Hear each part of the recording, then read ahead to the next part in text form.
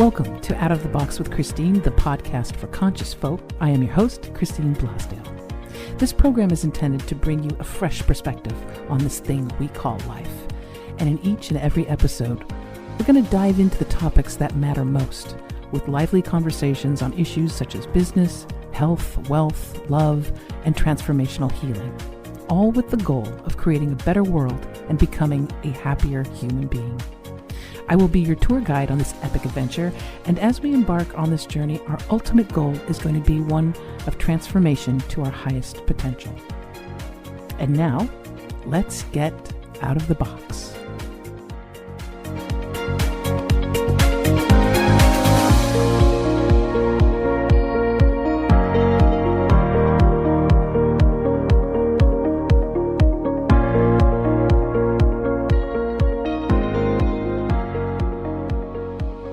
Hello, everyone, and welcome back to Out of the Box with Christine. I am your host, Christine Blasdale, and sitting next to me in a rare, I don't do these, Nicholas. I don't do these where someone is here. It's usually they're in another country or another city.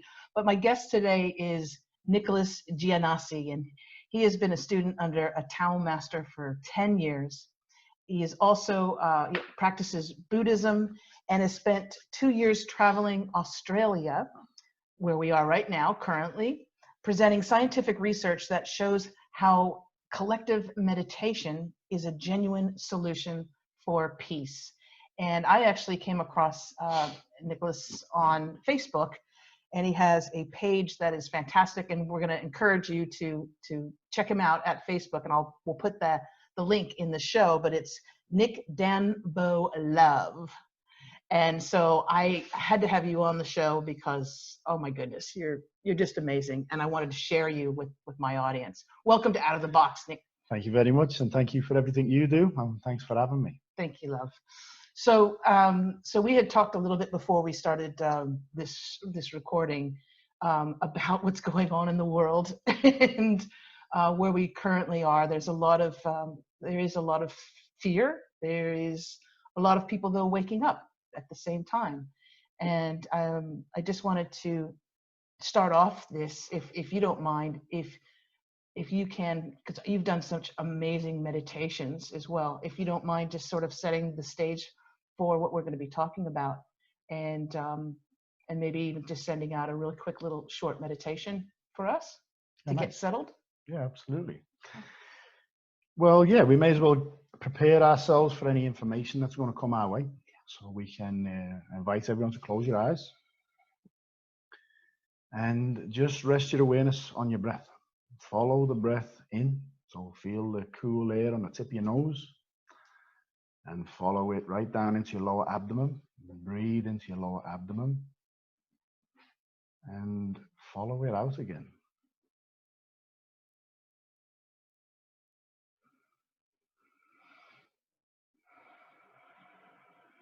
And this practice, if it didn't work, it wouldn't have been used by every tradition in every time. And the breath is the gateway to the present moment, which is fundamentally meditation. Meditation is how present we are.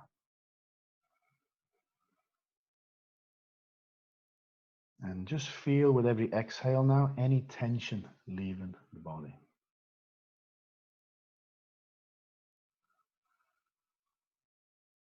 And give yourself permission to stop. We're always doing. And allow ourselves to be here.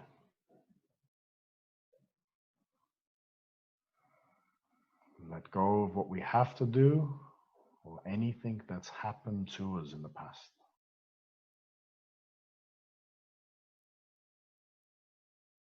And fundamentally create space.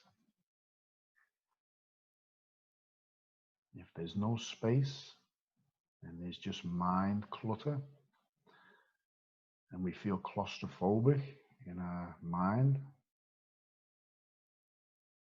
then There's no room for new information, wisdom, or knowledge. So whatever we share today, practice having no attachment to it. And this can be a daily practice. Don't attach to it. If it works for you, use it. If it doesn't work for you, just drop it. No attachments. And remember this feeling. And when you open your eyes, just keep this awareness on the body.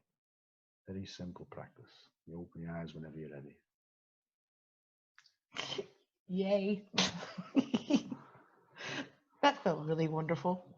You know, meditation can be, there's so many different techniques, but it's not complicated. It's really not.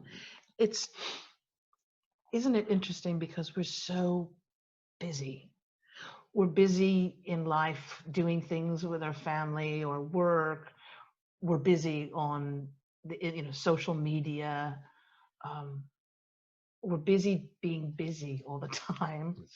And I think that when we have that moment to be just still, and it's really hard for people to be still because they're so used to being busy, thinking or reading or reacting to certain things. I had a conversation with a wonderful naturopath, a traditional naturopath and nutritionist in the States. And he was talking about, of course, 5G, all of the different technologies, the EMFs that we're exposed to on a regular basis, the electricity that we're circulated around us. And I had said that one time several years ago, I went to the breaker box outside of my house. And before I went to sleep, I turned off I just shut all the electricity that was connected to the house. And I slept like a baby. Oh. That's true. That's true. And actually, when you turn off the electricity, your whole body goes, oh. So we're these little amped up little energy receivers all of the time, and it was just such a beautiful experience. And I know you're traveling. You've spent 2 years traveling Australia. Mm-hmm. Were you able to have that disconnection from? Yeah, absolutely. But we were doing presentations all around Australia, so we were still on the internet. Yeah. But yeah, definitely. If you look at the field, okay, like if you download a movie to your phone, where's it coming from? People just take it for granted, but where is it coming from? I shared a video the other day. It was wisdom from Santos Bonacci, actually, and he said if you have 2 external hard drives, 50 gigabytes, exactly the same, one's full of movies, images, and documents, and the other one's empty, which one would be heavier? Okay, they're the same weight. Right. So where is that information? Now you can cut it open. You're not going to find pictures in there. Okay, it's the same with the human body. If you have a heart condition because you've got a broken heart, or you've got, an emotion that hasn't been healed, you can cut your heart open. You're not going to find the emotion. Yes. So the field has got all this information in that we don't see with our eyes. And mainstream science has said we see 0.003% of the electromagnetic spectrum. So we're almost blind. Yes. Okay. Yeah. So that's something we need to be aware of with the cloud and with Wi-Fi, because they can program us through the cloud. You see, with 5G and things like this, everything's frequency and resonance, frequency and vibration. So fear has a frequency and vibration, love has a frequency and vibration, peace has a frequency and vibration. So they can actually program a whole area with a feeling of anxiety. It really is that simple. And this is why I'll share a quick study that Joe Dispenza talks about. And I don't know whether it was from Harvard. It was from one of the major universities. They made a little robot, a random generator robot, okay? And it took 50% left and right turns, random. And they placed it in this enclosure in the middle. And they videoed it for a few hours. And it basically, over like 3 hours, I think it was, it took random left and right turns and it covered basically the whole area, okay, of Mm-hmm. the enclosure over a few hours. They then got these baby chicks to hatch.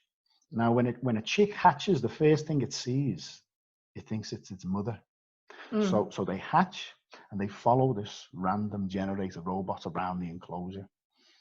So what they did then was, after a while, they got the chicks and they placed them over the fence of the enclosure.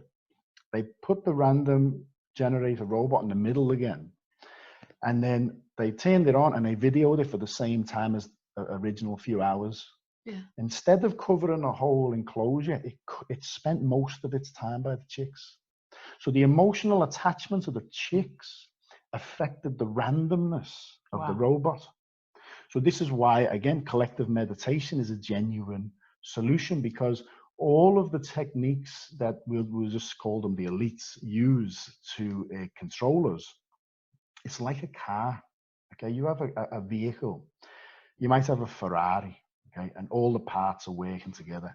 But if you have a flat tire, just one thing out, it's not going to perform its best. So the mainstream media, chemicals in the air, polluting our water, GMO destroying the soil, mainstream media, fear, all these things are like all Wi-Fi, the field, programming, all this. It's all aspects of one system to control us. And the fundamental thing they need is fear. Now, we need to realize that even though we're being bombarded, the collective consciousness is far more powerful than their technology. If we can move out of fear and unite with a common view of just peace and returning to nature, because everything, all technology, what people don't realize is technology is anti-natural. It's not natural. It is a separation from nature. Okay, I heard a study the other day, I don't even know if it was true, but it was saying one solution they've got for the bees dying off is making robot bees to do the same thing. Now, if that, you know what I'm saying, but if that's not, I believe that, I can believe that that's how they would try and fix that problem, but it's so insane. You know what I mean? We have just separated ourselves from nature. Now, if you look at the micro, if a 50 to 70 trillion human cells in the body, if one of them cells, for whatever reason, separates itself from the whole, it becomes cancerous. Okay, it can bring the whole organism down. Individually, the more we attach to a separate self-identity, we start suffering with depression, anxiety, we feel lonely, and we feel separated from the whole. If you look at it in a collective, humanity has just separated itself from nature, and as a result of that, we're destroying the planet. And look what right now with COVID-19 and all of the health mandates is, isolate yourself, stay separate,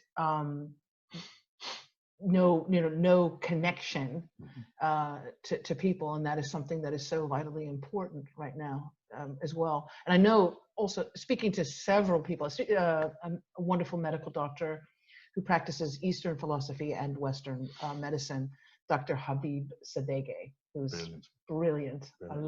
He's my soul brother. He was saying that the impact of stress and fear and anxiety, it's proven that it lowers your immune system. Yeah. So that's why it's really important for us to be mindful of that. And also, as we're waking up, and I think a lot of people are waking up to what's been going on for millennia. I mean, for a long time, they had religion to control people, right? Mm-hmm. Religion, mm-hmm. Because it was easy to control millions of people under dogma, under religion. You must do this. You must come to somebody to talk to God. You can't talk to God. You're born in sin. But now with the, all of that falling down, the Catholic Church, now the Catholic Church, the rep is not good. And so people are not being able to be controlled as much through religion. So now there's other things that are, other tools that are being used. But I think it's because we are waking up, and for the first time, think about it, in humanity, for the first time, there are millions and millions of people who are becoming aware of what's happening, of what the attempts are, and opening up to their own divinity, to their own divine power. And I don't think that's happened. In the history of mankind, to be aware of how much power we have with our thoughts, with our words, and with our actions than right now. So it makes sense that they would like to stop that, because we're extremely powerful. Mm-hmm. We just, more people are starting to get a hold of that idea. But I think it's an amazing time in history. And we had talked earlier too about this time in our evolution, and even though there's all kinds of crazy things that are happening, and people might be saying this is horrible what's happening with 5G, the possibility of a vaccine being mandated and all of that. You say it's actually it's a good thing. It's a good thing what's happening. It's spurring us to evolve a little bit more, right? You want to expand on that? I think it's a great point that you brought up, because when you look at the ancient traditions like the Mayans, the Aztecs, even the Chinese, there's a number of different time cycles, 5,000 years, 21,000 years. My spiritual teacher talks about a 15,000 year cycle. What's fascinating about this time we're living in is a number of them happening at the same time. So all the ancients, many of the ancient traditions pointed at the time now that we're living in as the great time of change. And when you look at people like Greg Braden, who have really researched a lot of these cultures, he says it's not a time to just scrape by and survive. We can thrive now. So there's a universal process taking place, and we can either move with it or we can resist it. And that's okay. Will be dependent on where you're at. But if you are aware of this, it's a good point you raised as well, because now I'm seeing more people than ever waking up. It's interesting watching the process. The first thing people do is they get angry. Yes. Okay, and that's understandable. Yeah. Totally get it. But when you understand the nature of how we interact with the field, and that this reality is not solid, and we can touch on that a little bit later if you want, but you realize that whatever we're feeling and thinking, we're contributing to the field that connects everything. So you hear news that might be very harsh, and don't get me wrong, it is. I mean, some of the things that they get up to, they're beyond what we can actually fathom. I was brought up in an environment, love and family, but where I live is a very violent place, and it was the norm. I used to know a lot of people who've been killed, stabbed, and shot, and all the rest of it. Came to Australia and realized when I got here that back home was crazy. It was just right. It was just the norm. If someone died on the weekend who I knew, it was like, yeah, only a matter of time before he died. You had that desensitized to it. Yes. And even though I was brought up around that, when I found out what the elites do, I just couldn't. I was like, whoa, that's on a whole other. My brain can't even think about that. So it's important that if you are being exposed to this information, you be kind to yourself. One of their biggest defenses is that we just can't fathom it. We don't believe somebody could actually do that, and that's a beautiful thing. I love that, because that means that we're good. We're good. Humans are good. We're good. In Germany, they thought they just had, wow, we have so many trains. We must be exporting and importing a lot. What a wonderful, everything's on the trains are on time, right?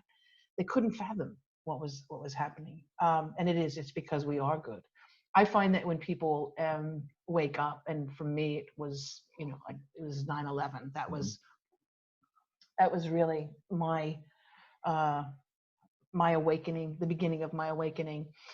And through it all, 9/11, the Patriot Act, all the wars, all of the expansion of empire and the restriction of our rights, and then seeing chemtrails or aerosol spraying, and knowing that it was and trying to talk to people, and people were like, what, this is normal. This is normal because they've been told that this is normal. It's just a contrail. It's nothing. And people that I was being awakened with, they would have they would have a reaction of anger. And then there was this feverish thing of, I need to find out everything. And just spending hours and hours. I would see them spending hours and hours and hours online, basically looking up every conspiracy, and it did something to them that I did not want to become. I knew that I couldn't become, and that is becoming hateful. It's actually a mind thing. Yeah. You have to get from here to here. Yeah. And that's why we're sitting in front of the Buddha. But I don't think I understood compassion. And when I started studying Buddhism, the Buddhas said they saw Jesus as being the compassionate one. So I was like, I thought it was, love and forgiveness. Until I heard, a Buddhist master explain compassion. He said, compassion is love with understanding. So you understand, like, just say someone annoys you in your life, family member. If you understand their suffering, you understand why they do it, you can forgive them. I think about Jesus's death, okay? And I know there's a lot of controversy around that right now, but just let's use Jesus's death. He's a loving person. He loves all humanity. These people who are torturing him, he understands their suffering. And what is it? Forgive them, Father, for they know not what they do. He's basically saying, these people think they're doing the right thing. Please forgive them. They're lost.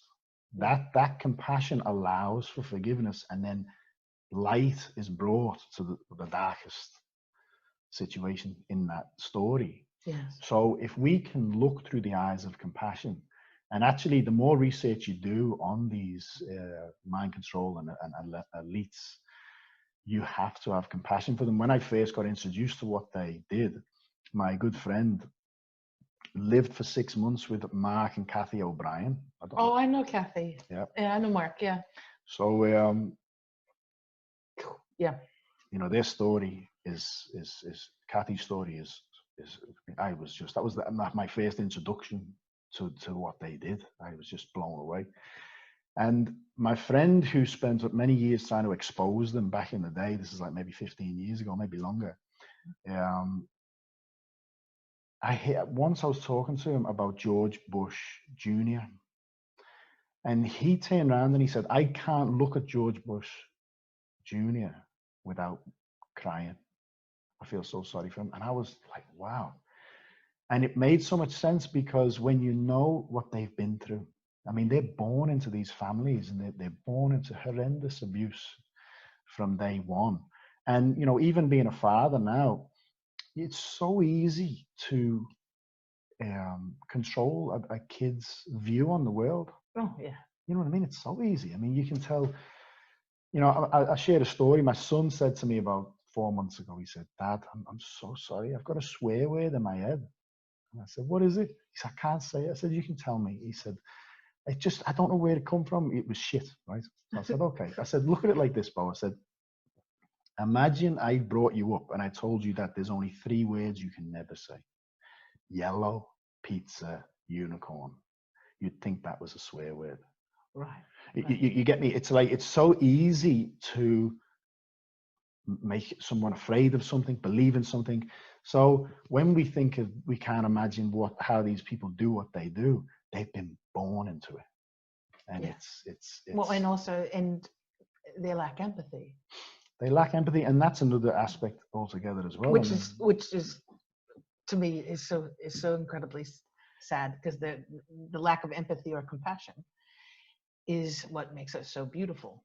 you know, I heard David Icke a few years ago say that that these like Rockefellers and things like that, they have sperm banks and they have empathy taken out. So, What? yeah, so a lot of them don't literally have empathy. They literally don't know what the feeling is, which allows us to be more compassionate again. Because what a lot of people don't realize as well, and I suggest you do your research on it, is the 1% don't actually see themselves as human. Okay, they believe they carry a genetic code that gives them authority over the masses. You look at your royal families and things like this. So couple that with bringing empathy out, because that maybe make them feel weaker. You know, we're controlled through empathy. Get rid of empathy, and they have control over the 1%. And you know, they can do these things that seem beyond psychopathic. But imagine being born blind and trying to understand what a color is. You know what I'm saying? Right. Imagine being born and not knowing what empathy is. You don't know. Right. And plus, Right. you're being told by everyone around you that this is normal. This is normal, and we control these people. And not only that, you know, we have the power over the people. And when you observe in the world, everyone's struggling, and you're not. You've got all the material gain you can imagine. So it's a different way of observing what's going on in the world. And fundamentally, we can then move into the heart and be compassionate. You know, if you can actually love and forgive what they're doing, the power's in our hands. Yeah. Is 100%. I mean, I don't believe this number, but they're telling us, you know, 7.6 billion people on the planet. I don't think we're anywhere near that. But even so, the 1%, and it's actually less than 1%. Yes. It's a very few. Yes. You know, it's a tiny amount of people. And it's all, the thing is that also they've been able to maintain such power because of that pyramid structure of, you know, people below them doing what they do to help support what they're doing, and all of that. But it's ego. It's something that I think when people do start waking up and they can get past that, the anger and the fear, because those are two things that have a lot of energy and have a ripple effect as well. One of the things that that I have fallen back on when sometimes when it gets a little it gets a little overwhelming, and sometimes you can't always just go, oh, I love them, I love them, I love them, I love that they're spraying the skies, I love that they're doing this or that, or they're invading another country, or they're bombing people. Yay, I love them. But what comes up in my mind too is that we've forgotten that we're eternal. So yes, this physical body, this body that I have right now, can be killed. Can be this physical formation that I am can die or transition. But the soul, my essence, who I am, goes on and on and on and on. You can't kill me. You can't. My teacher teaches Shen Qi Jing. Okay. Shen is spirit, Qi is energy, Jing is matter, and everything exists of Shen Qi Jing. So you look at the heart. Does it have matter? Well, yeah, we can see it. Okay. Yeah. Does it have energy? Well, yes. Yeah, energy is moving it. Okay. Yes. Does it have information behind it, a spirit that's telling it what to do, that's directing the energy that moves the matter? Yes. So when we look at the human body, the body has Shen Qi Jing of every aspect of the body and the body itself. So in the Zen tradition, they say, if you get a picture of yourself as a baby, a toddler, teenager, present day, you'll see that the body is always changing, but there's a presence there that is eternal. That it's the same. There's the body that's changing, there's the energy that's moving the body, but there's an intelligence that's talking now, that's listening now, and that's directing the energy that moves the matter. So when you look at those pictures, for example, that presence was there before you came into this body, and it will be conscious after the body returns to the earth. Isn't that beautiful? I do. I think it's just. Well, you've hit so many gems here. I'll be honest with you. You've hit so many important points, because I was actually, before we went to Tasmania, I was writing a book for terminally ill children to try and remove fear from the death process. Okay. What we're talking about is we're controlled by fear, and the fundamental fear is dying. Is death. So if you can have, and we're never, like, my mum and dad, the most loving parents in the world. But if I ever was, when you're young and you just talk about dying, like what happens when you die?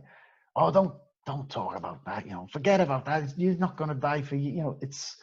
They did the best they could, but there's a real lack of understanding of death. Even when people die, we're not allowed to see them anymore. Even when people are dying, we're not allowed to go and see them. I wasn't allowed to see one of my aunties from dying because it would have been too traumatic for me. But yet when I was a little bit older, I saw my nan die. I was there just before she died.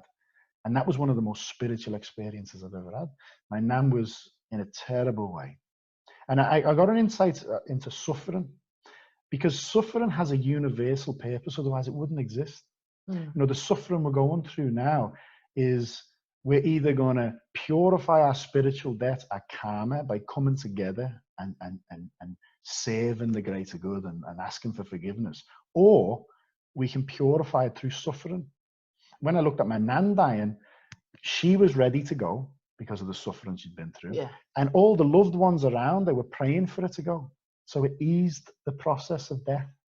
But I basically went and gave her a kiss and told her I loved her. Went to the gym. I got a phone call that she died within an hour. I went back and I kissed her again. And it was like kissing the wall. It was cold and it was lifeless. And it was amazing, because I just went, wow, my nan's not here. She's not. This is just here. Like jumper. It's like taking a jumper off and leaving it. My nan's not here. That aspect of my nan, that there was a shine in her eye, and you felt her even just sitting next to her, had left the body. Oh yeah. Even same with my grandmother when I saw her right before she passed, and she's with me now. She's transitioned many years ago, but she's with me now. I feel her with me now more than when she was alive. We were very, very close. But even when I went to see her, and she was very close to death, her eyes were closed, she was on morphine, but I felt her presence. I felt her energy from just emanating from her. And then once she passed, and I was at the funeral, and they have the thing where they walk by the casket and everything, and I was like, that's not my grandma. That's not my grandma.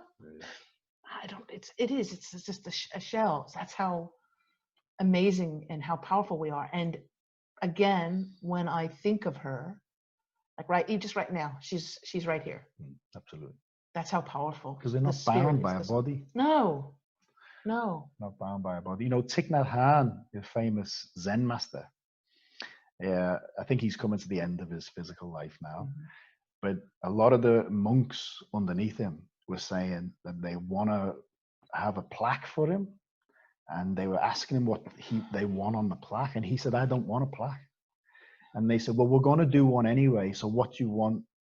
What writing do you want on the plaque? And he turned around and he said, I want you to say, I'm not here. It's great teaching. It's a great teaching, Yeah, I'm not here. Yeah. You're here, but I'm not. I'm not here. Yeah. Oh, that's beautiful. That is beautiful. What do you think? We're here in Australia, and I've got so many, and as you do, I know you have some friends in the US as well. What do you think? What do you think is going to happen with with humanity at this point? Because we are in a very interesting time globally. But what do you think is going to happen? I'm optimistic for the future. I mean, when I went traveling around Australia, it was to show people using the latest scientific research that the solution is actually not difficult. When people don't realize it, but we're manifesting every day. If you're worried about finances, you'll manifest more financial challenges in your life. Okay, and we can experiment with this. You don't take my word for it. We can all do our own experiments on this. If you know, when you fall in love with somebody, okay, you say love is in the air, okay, but it's not. It's just the fact that you are so in love that that's what you're observing. It is, but you're observing it. Everything, everything looks. The sky is prettier. Yeah, and you see everyone's food happy. Tastes better, and you see other people in love. Yeah, you know what I'm saying? Because in the field, the physical body exists in this dimension, right? And this, but the spirit we were talking about before is always present and actually is not in this reality. It observes this reality through the five sense body. So this is why I suggest reading a couple of books. I would suggest reading is A New Earth. This is by Eckhart Tolle. And this is going to explain the ego, you see, and how the evolution into a new earth is to understand the ego and to move beyond the ego. Another one is You Are the Placebo by Joe Dispenza. Oh, okay. Okay, great book. Basically, what he's saying is, because in this field, in the field, all potentials exist. It's whatever we observe. There's a future world that is peaceful. There's a future world where we don't make it. They both exist, but whatever we choose collectively to focus on, that's the direction that we're going. That's why they do it. They understand the power of collective consciousness more than we do.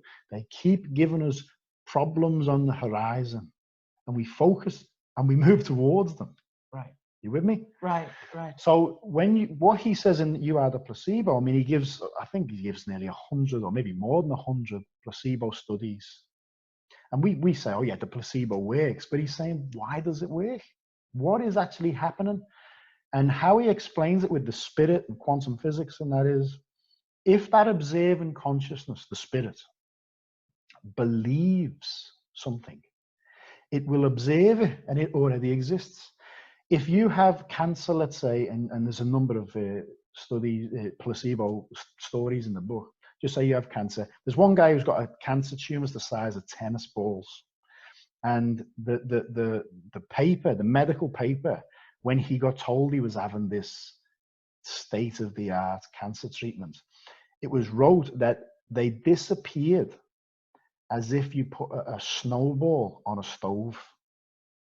Okay, and what he says is, if you believe in something, the body creates the chemistry needed. There's a woman there, a study where they had a few very depressed people. Apparently, if you look at a brain scan of someone who's really depressed, there's not a lot of electrical fire in the brain. Right. So what they did is they gave a placebo, and they told them it was the state-of-the-art drug, and there might be some side effects. You might start feeling nauseous. Okay, the results were that they felt nauseous, but their depression had gone. And when they got a brain scan, there's all this electrical fire. You with me? Yeah.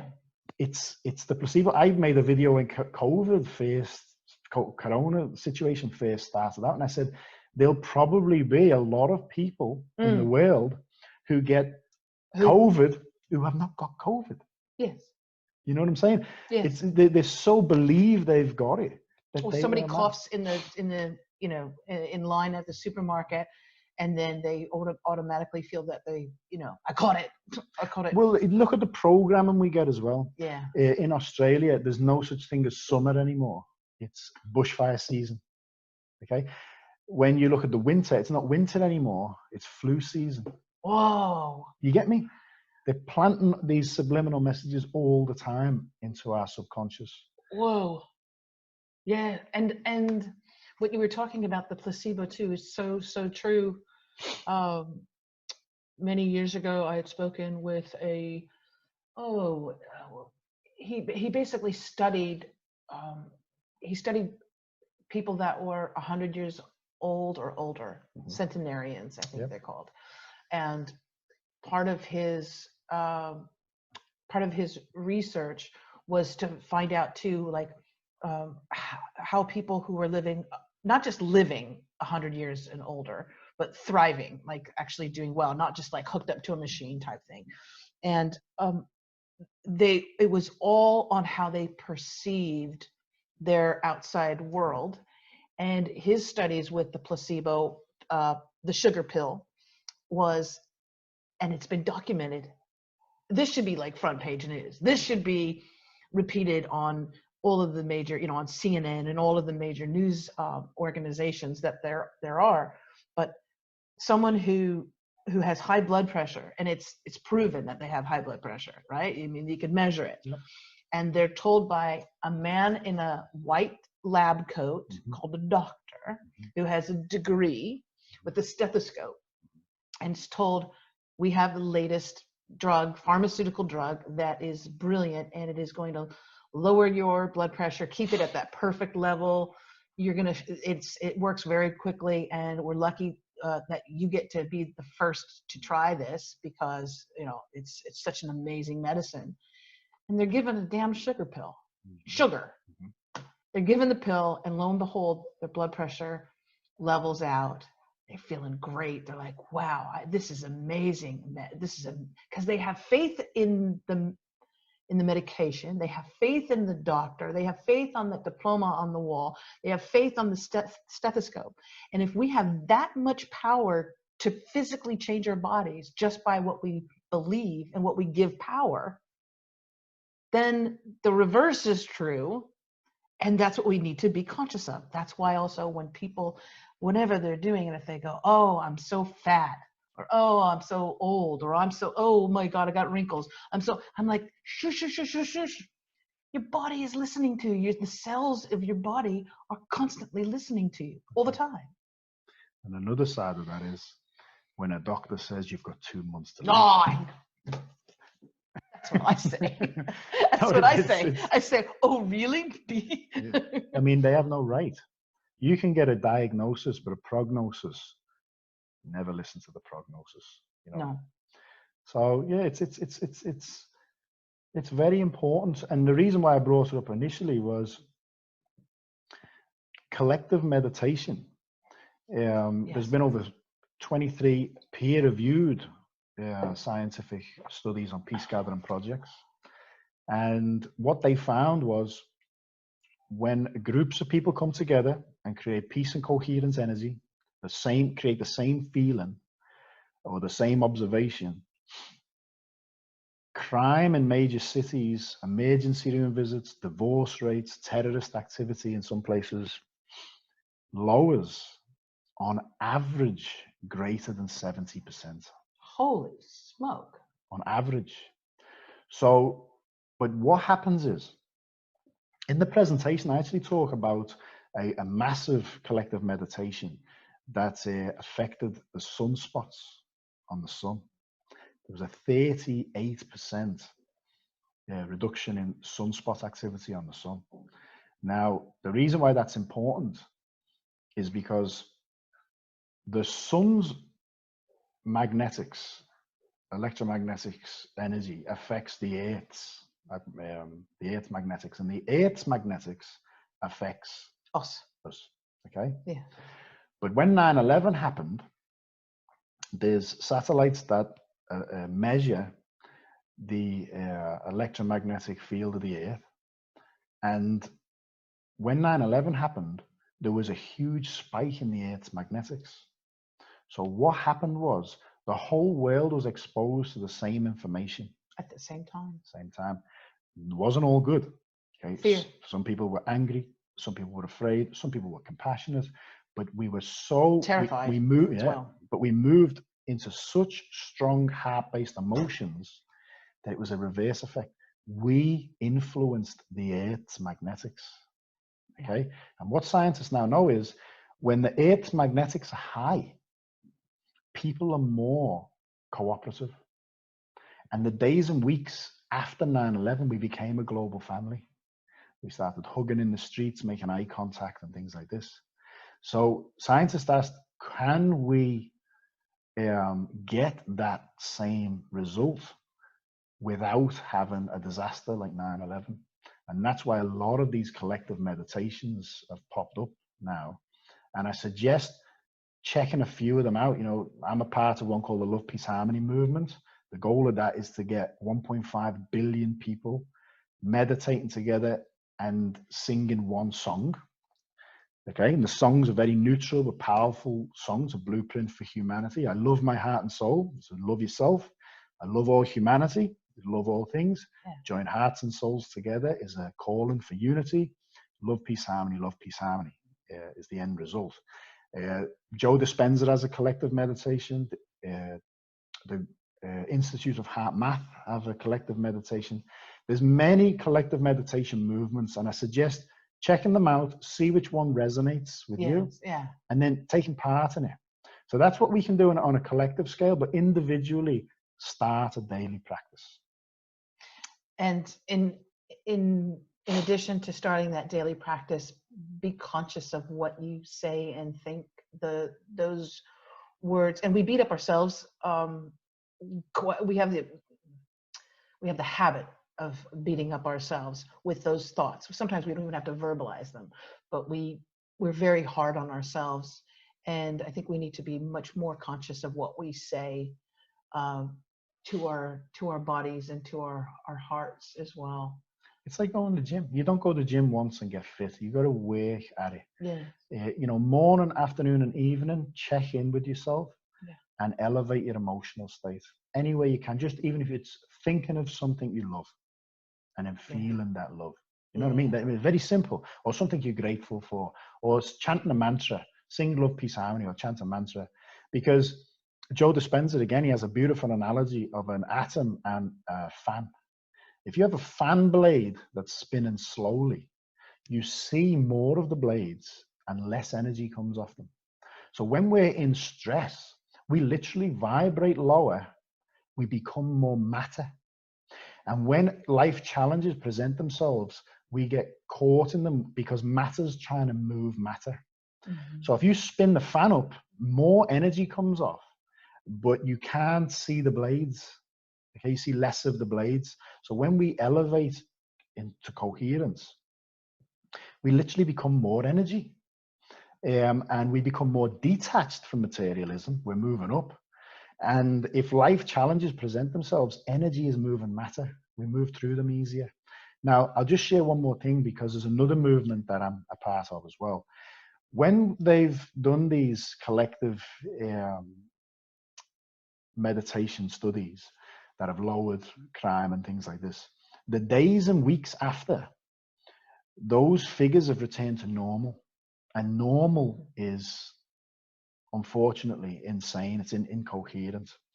So a good friend of mine started the Global Awakening. And the goal of the Global Awakening is to get at least 1 million people every week meditating 9 a.m. and 9 p.m. Australian Eastern Standard Time, so that we can keep that consciousness high, that frequency high, and we can keep manifesting the world we want to live in.